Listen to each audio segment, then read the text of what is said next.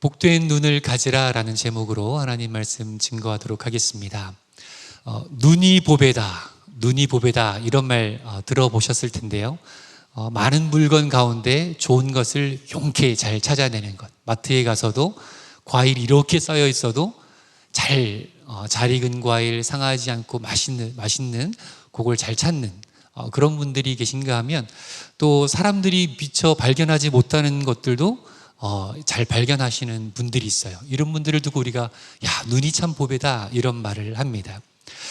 우리가 무엇을 보느냐에 따라 살지 말지, 할지 말지, 갈지 말지 이 판단이 달라지게 되고, 또 우리의 판단이 달라지면 선택하는 것, 삶의 방향 여러 가지가 달라지기 때문에 참 눈이 보배인 것은 참 귀한 것이죠. 편광렌즈 안경이라는 거 혹시 보셨는지 모르겠는데요. 이 사물을 볼 때 이 반사되는 빛을 차단을 해서 보다 명확하고 선명하게 볼 수 있게 해주는 이 편광렌즈인데요. 특히 이제 운전할 때라든지 아니면 또 낚시하는 분들이 주로 사용한다고 하는데요. 이 사진에서 보시는 것처럼 그냥 물을 보게 되면 빛이 반사돼서 물속에 뭐가 있는가 안 보여요. 근데 이 편광렌즈를 쓰게 되면 저기 오른쪽에 보이는 것처럼 물고기가 몇 마리 있고 어디 있는지까지 잘 보게 되는 것입니다. 처음부터 이 물고기는 있었지만 우리가 이 안경을 쓰기 전에는 이 물고기가 있는지 없는지 알 수가 없는 거죠. 그래서 물고기가 보이게 되면 낚시하는 사람은 당연히 판단이 달라지게 되겠죠. 저기 모여 있네, 저기로 낚싯대를 던지고 어디로 이끌지 그렇게 판단하게 되는 겁니다.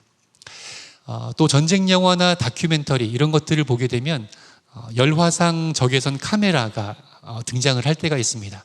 깜깜한 밤이어서 아무것도 안 보이는데 이 렌즈를 착용하면 그 열을 감지해서 어디에 몇 사람이 어떻게 있는지 판단을 하는 거죠. 이 사진에서 보는 것처럼 이 왼쪽은 칠흑 같은 어둠인데 이 적외선 카메라를 딱 쓰는 순간 도대체 몇 명이 어디에 숨어 있는지 뭐 하고 있는지까지 정확하게 알 수가 있는 거죠.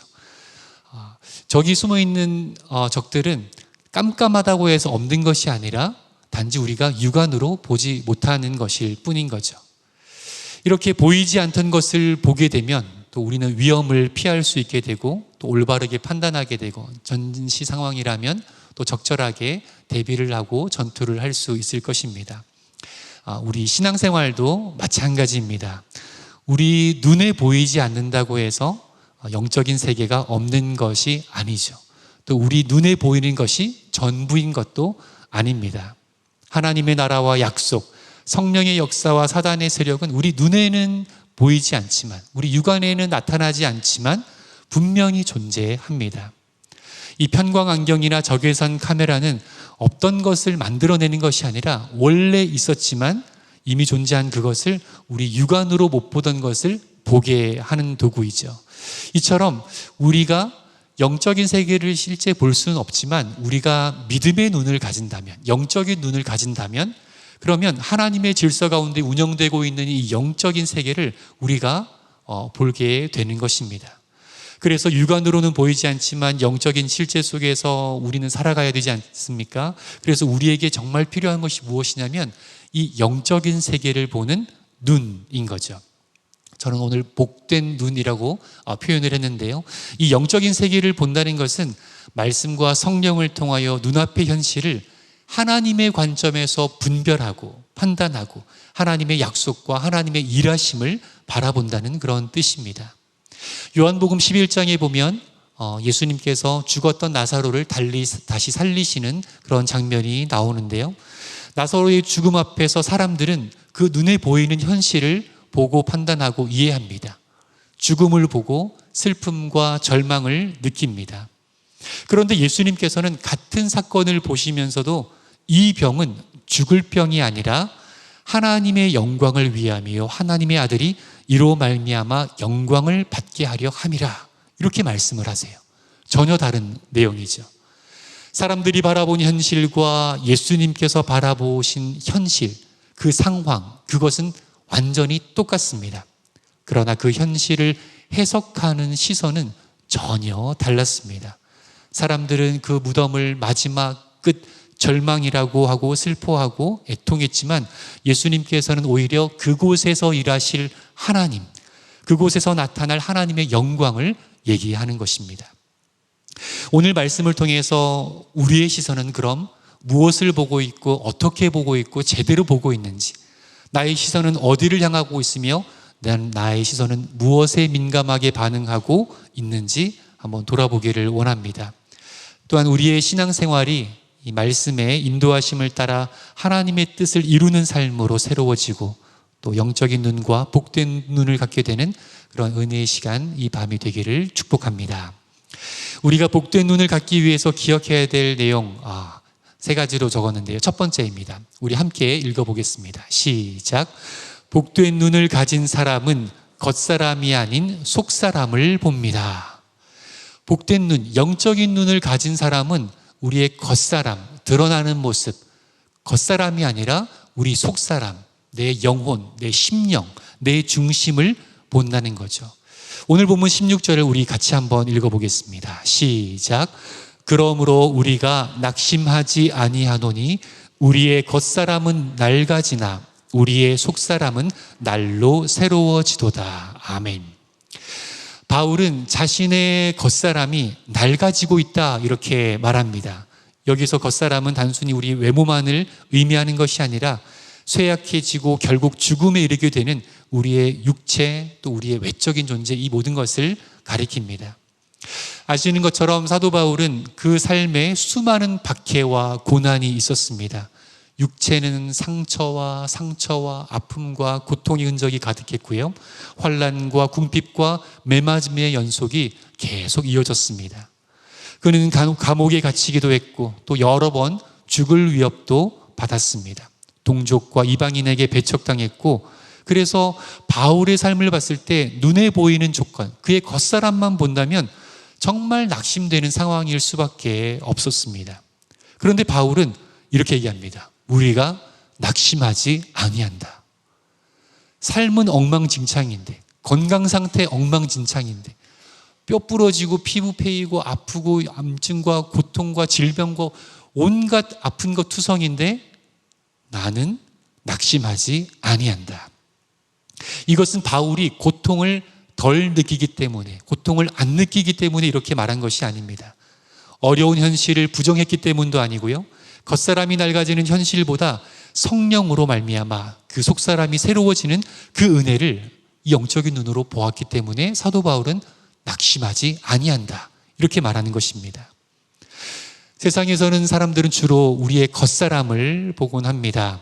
얼마나 건강한가, 얼마나 괜찮게 생겼는가, 얼마나 가졌나, 얼마나 배웠나, 얼마나 풍요로운가, 사람들에게 얼마나 인정받는가, 이것을 중요하게 여기죠. 그러나 하나님은 우리의 속사람을 보십니다. 우리의 겉사람을 안 보시고 우리의 속사람을 보셔요. 여러분이 얼마나 잘생겼는지, 얼마나 이쁜지, 얼마나 엉망진창인지, 얼마나 건강한지, 어떤 질병을 가지고 있는지, 그게 아니라 여러분의 속사람을 보십니다. 여러분의 믿음이 자라고 있는가? 여러분의 심령이 하나님과 마음이 합한가? 죄를 미워하고 거룩함을 사모하며 고난 속에서도 하나님을 신뢰하고 있는가? 지금도 나를 바라보고 있는가? 여전히 나를 사랑하는가? 나와 함께하는가? 내 말에 순종하는가? 이것을 우리 주님은 보십니다. 그래서 하나님의 기준에서는 겉사람이 형통하다고 해서 반드시 복된 사람은 아닌 것입니다. 또 반대로 겉사람이 약하고 어렵고 궁핍하고 고난 가운데 있다고 해서 또 그 사람이 실패한 사람은 아닌 것이죠. 겉사람은 낡아지더라도 속사람이 날마다 새로워지고 있고 하나님의 성품에 가까이 다가가고 있다면 그는 하나님 앞에서 복된 사람인 것입니다. 우리의 기도를 돌아보면 또 이것이 잘 드러나는데, 우리는 자주 이렇게 기도합니다. 하나님 건강하게 해주시고 아픈 거 낫게 해주시고 우리 집에 그 문제 해결해 주시고 우리 아이들 이놈의 새끼 그냥 말 안 듣는데 좀 사람답게 살게 해주시고 대학 갈지 안 갈지 모르겠는데 공부 잘하게 해주시고 이 사업이 개업했는데 손님 안 오면 어떡하냐, 손님 많이 오게 해주시고 소문 잘 나게 해주시고 별점 많이 받게 해주시고 실수로라도 별 5개 누르게 해주시고 우리 마음이 또 실제 우리 기도가 이런 것들 많이 하지 않습니까? 이런 기도, 잘못된 기도는 절대 아닙니다. 하나님께서는 우리의 일용할 양식과 육신의 필요 다 구하라고 하셨어요. 그래서 우리는 기도해야 됩니다. 그러나 우리의 기도가 외적인 형편, 육신의 필요 이런 것에만 머물고 있다면 우리는 신앙의 아주 중요한 부분을 놓치게 되는 겁니다.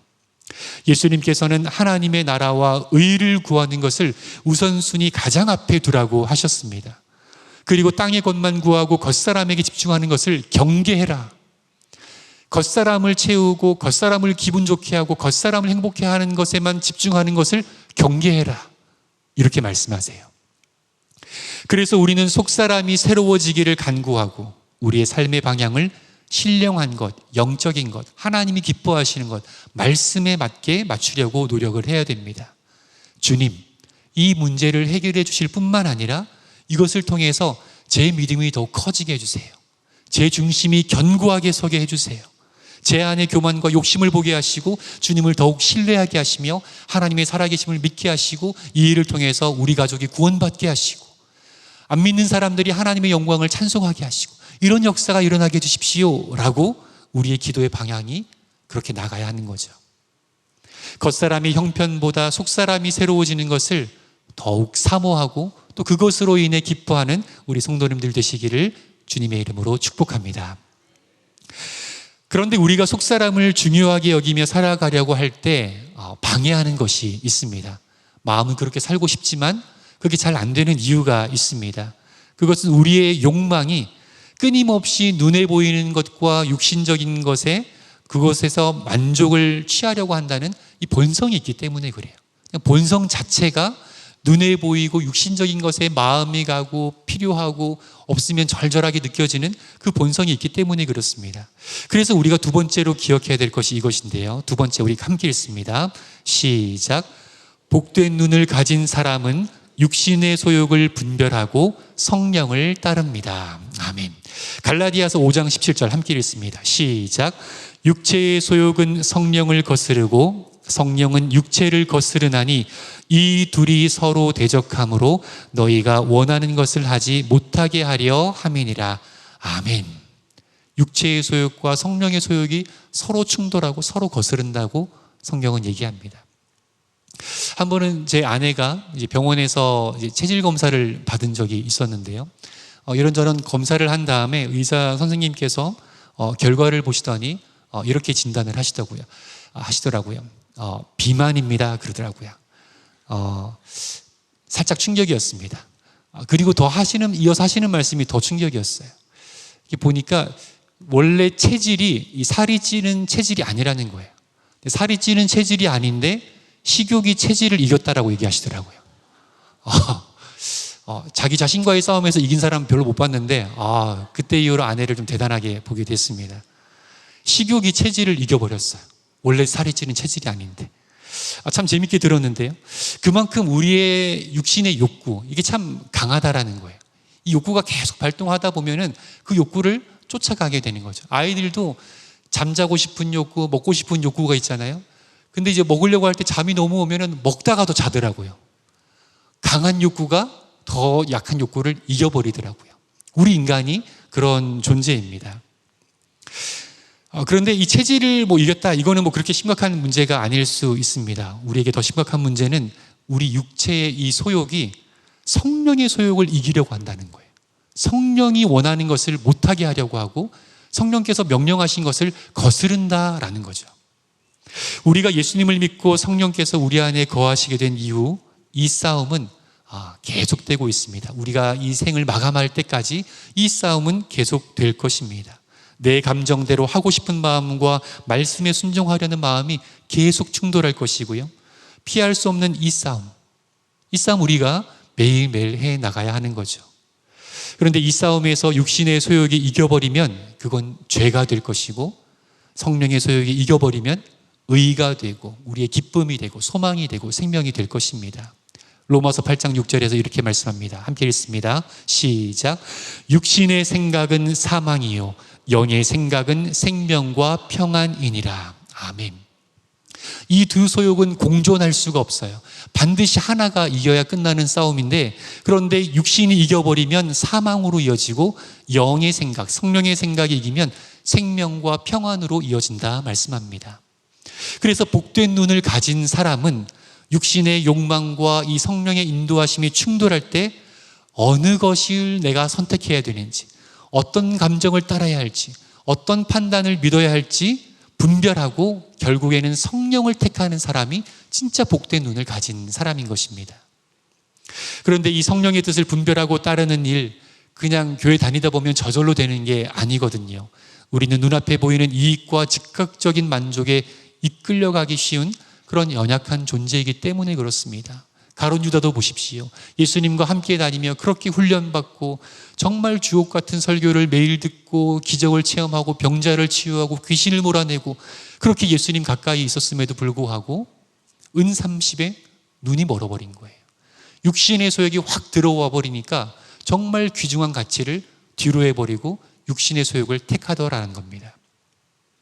그래서 우리는 이런 연약한 존재가 나구나, 내가 이렇게 연약한 존재구나, 신앙생활 10년 30년 했더라도 나는 언제든지 넘어질 수 있는 그런 연약한 존재, 육신의 소욕이 가득한 존재구나 라는 것을 인지하고 날마다 말씀과 기도 가운데 깨어 있어야 하는 것입니다. 신앙생활 오래 하신 우리 권사님들, 이제 말씀 안 읽으셔도 됩니다 하면 되겠습니까? 아니요. 신앙생활을 얼마나 했든, 과거에 어떤 경험을 했든, 하나님을 어떻게 체험했든, 어떤 은혜를 받았든 우리는 오늘도 기도의 자리에 있어야 되고 말씀 앞에 서야 하는 것입니다. 왜냐하면 그렇지 않은 순간 우리는 바로 떠내려가기 때문에 그렇습니다. 기도는 하나님께서 우리의 영적인 시선을 회복시키시는 그런 중요한 은혜의 통로입니다. 우리가 쉬지 말고 기도해야 되는 이유가 바로 우리가 기도를 쉬는 순간 문제가 발생하기 때문에 그래요.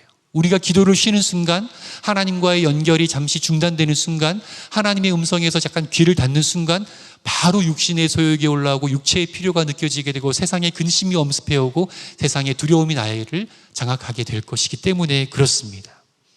기도는 우리와 하나님 사이를 연결하는 정말 유일한 생명줄과도 같은 것입니다. 우리가 날마다 기도로 주님과 연결되어 있을 때 우리는 영적인 시력, 영적인 시선을 회복하게 될 것입니다. 기도함으로 성령님과 동행할 때 우리는 죄와 의를 분별하는 영적인 눈 갖게 될 것입니다.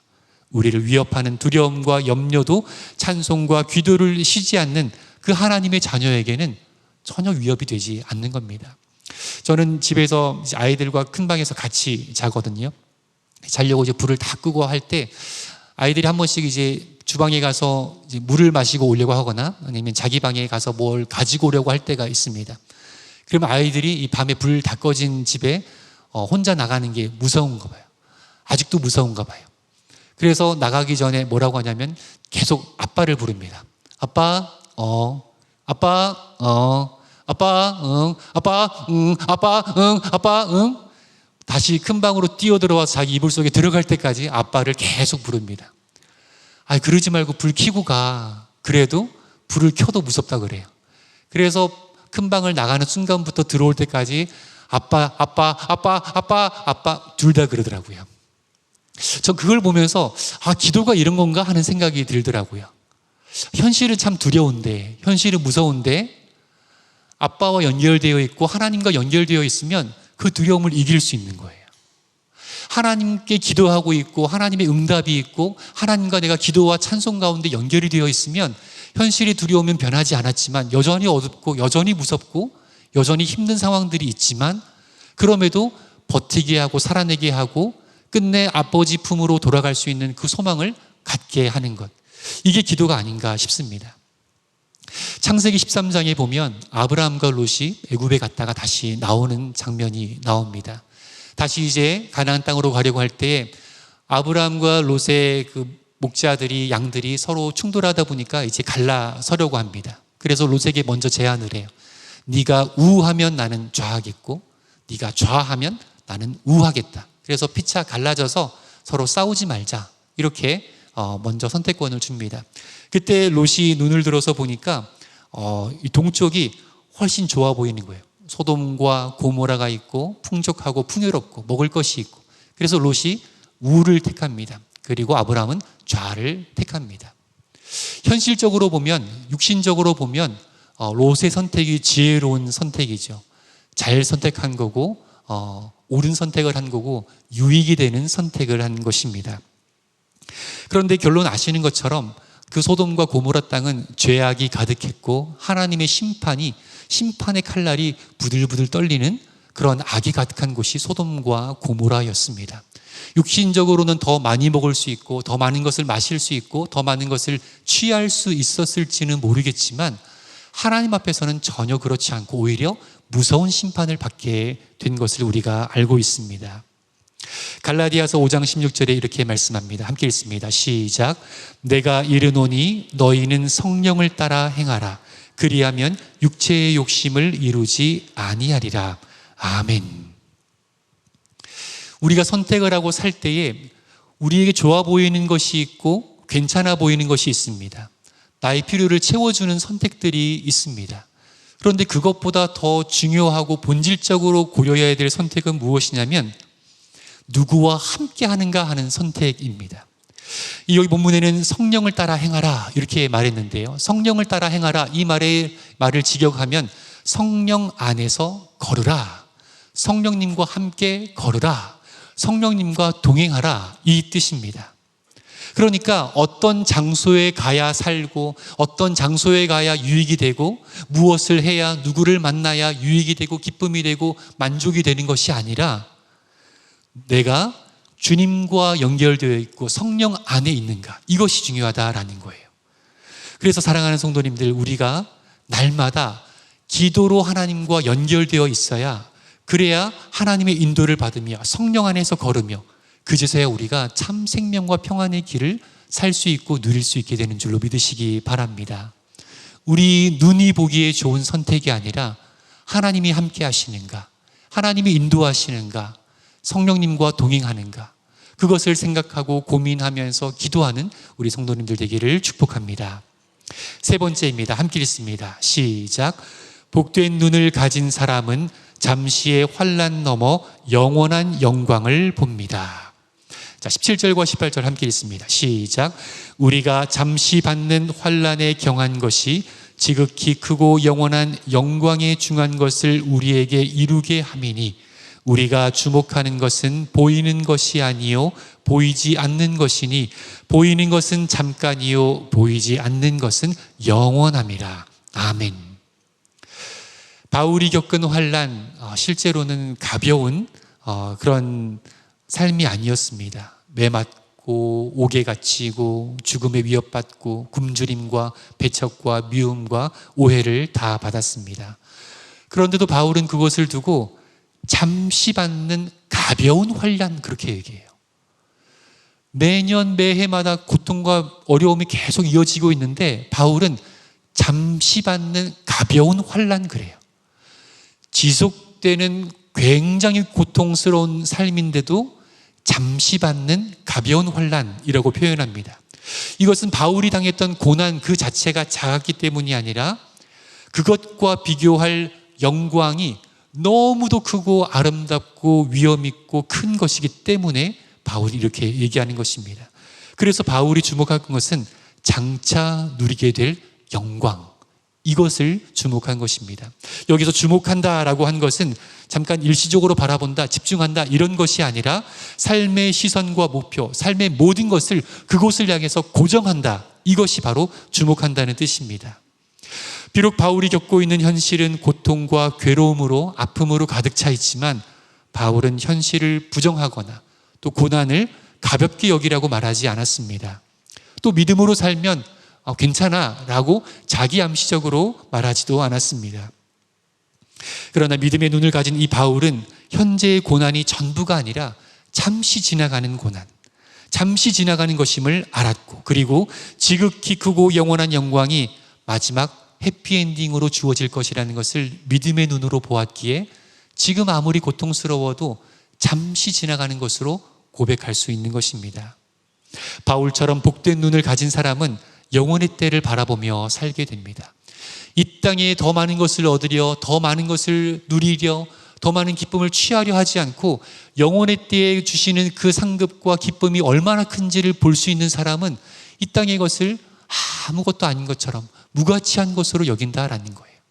그래서 천국은 마치 밭에 감추인 보화와 같아서 그 천국을 발견한 사람은 다 팔아서 그 밭을 산다라는 거예요. 그 천국을 본 사람은, 영원한 하늘나라를 본 사람들은 이 땅의 것을 다 팔아서라도 그 천국을 취한다라는 거예요. 얼마나 크고 얼마나 값지고 얼마나 아름다웠든지 이 땅의 것을 하찮게 여기고 심지어는 고통마저도 아무것도 아닌 것처럼 여길 만큼 영혼의 때를 바라보면 그것이 나에게 큰 영광과 기쁨이 된다고 고백할 수 있는 것입니다. 우리는 얼마나 편한가 보다, 이 땅에서 얼마나 누릴 수 있는가 보다 하나님이 기뻐하시는가, 하나님이 인정하시는가, 그렇게 고민의 기준이 달라지길 바랍니다. 내가 얼마나 많이 얻는가 보다 무엇을 하늘에 쌓을 수 있는가 생각하길 원합니다. 내가 사람들에게 인정받고 칭찬받기보다 하나님께서 오늘의 나의 수고를, 오늘의 나의 하루를 어떻게 바라보시고 인정하시는가, 그것을 바라보길 원합니다.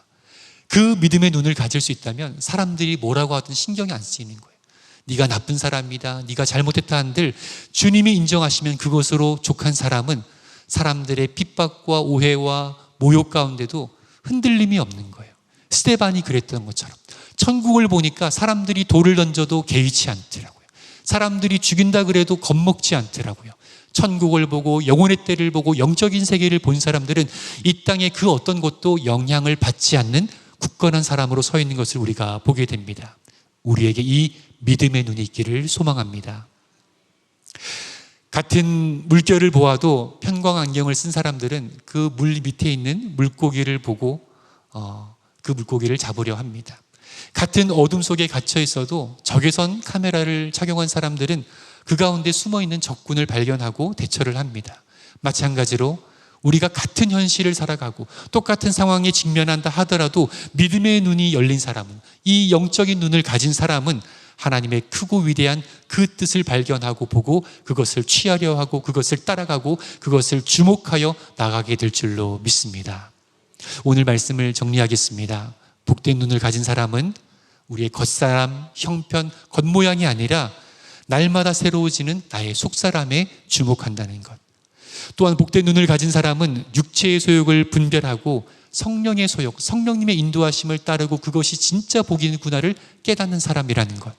또 복된 눈을 가진 사람은 지금 내가 겪는 잠시의 겪는 이 환난이 아주 사소한 것이며, 그리고 그 너머에 있는 영원한 상급과 영원한 그 하늘나라, 그 영광을 바라보는 사람인 것입니다. 우리 모두 이 복된 눈, 영적인 눈, 하나님이 원하시는 이 눈을 갖기를 소망합니다. 우리 성도님들 지금 어떤 것을 바라보고 계십니까? 무엇을 보고 계십니까? 겉사람에 집중하고 계십니까? 겉사람의 상황 때문에 흔들리고 불안하고 낙심하고 계십니까? 눈앞의 만족과 이익에 사로잡혀서 아니면 성령의 음성을 외면하고 뒤로 미루고 있지는 않습니까? 우리의 육신의 눈은 우리 눈앞의 현실만 보여줍니다. 그러나 믿음의 눈은 그 현실 속에서 일하고 계시는 하나님을 바라보게 합니다. 육신의 눈은 나의 연약함을 보지만 믿음의 눈은 그 약한 자를 붙드시는 하나님의 능력을 보게 되는 줄로 믿습니다.